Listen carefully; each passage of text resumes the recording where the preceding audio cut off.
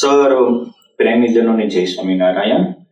વાલા ભક્તો, જેનો ઇતિહાસ બચ્યો એની સંસ્કૃતિ બચી, જેનો ઇતિહાસ નાશ પામ્યો એની સંસ્કૃતિ નાશ પામી ગઈ. આ આજના સંશોધકોએ સિદ્ધ કરેલી બાબત છે. સ્વામિનારાયણ સંપ્રદાયના આ પરમહંસોનો ઇતિહાસ એટલે આપણા જીવનનો ગૌરવવંતો ઇતિહાસ છે. આ એક એક પરમહંસ એટલે સહજાનંદ સૂર્ય રૂપી નક્ષત્ર માળામાં ફરતા મોટા મોટા પુષ્પો છે, નક્ષત્રો છે. પરમહંસ ગાથા એટલે ભગવાનને પામવાનો અનુભવી ભૌમ્યની ગરજ સાજતા અલૌકિક પરમહંસોના જીવન છે.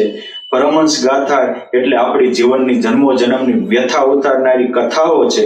આ પરમહંસ ગાથામાં આપણે આત્માને પરમાત્માને કેમ પામવું એની અલૌકિક ગાથાઓ ગૂંથાયેલી છે.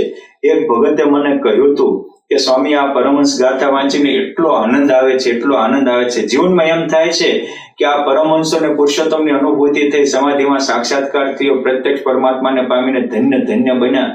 એવું આપણે કેમ થાય?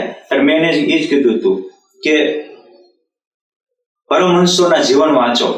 જેમ રામાનંદ સ્વામીએ પ્રપન્નામૃતમાં ભક્તોના જીવન વાંચ્યા, ભગવાનનો સાક્ષાત્કાર થયો, એમાં એક એક પરમહંસોના જીવનથી વાંચજો અને એમાં લખ્યું છે એવું કહેશો તો પુરુષોત્તમ નારાયણનો પ્રત્યક્ષ અનુભવ કરાવે એવા આ ગ્રંથો છે, અદ્ભુત ગ્રંથો છે.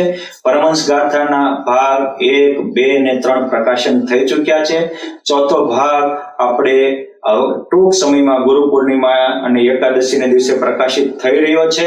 આ પરમહંસોમાં 4 ભાગ થતા 190 ઉપરાંત પરમહંસોના જીવન પ્રકાશન થઈ જશે. 500 પરમહંસોના જીવનો છે. એમાંથી આપણે આ રીતે આ પરમહંસોના જીવનોને વાંચી આપણા જીવનોને પણ આપણા આત્મામાં પરમાત્મા રમતા બની જાય એવા દિવ્ય અને ભવ્ય બનાવીએ. આ પરમહંસ ગાથા એકવાર વાંચવા જેવી છે, સમજવા જેવી છે, અપનાવવા જેવી છે.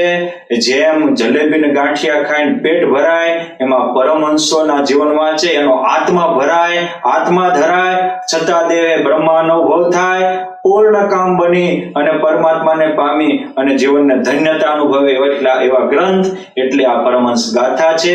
વાલા વાંચકો, ધર્મ પ્રેમીજનો, પરમહંસ ગાથાનો આપ પણ આપણા ઘરે પુસ્તક વંચાવી આપ આપના પરિવારને પણ અલૌકિક ઉર્જાથી શક્તિમાન, ઉર્જાવાન બનાવો, જીવનને ઉજ્જવળ બનાવો એવી તમારામાં શક્તિ ભક્તિ આ પરમહંસો ગાથાના વાંચનથી આવે એવી પરમ કૃપાળુ પરમાત્મા અને 500 પરમહંસોના પાવન ચરણોમાં પ્રાર્થના. અસ્તુ.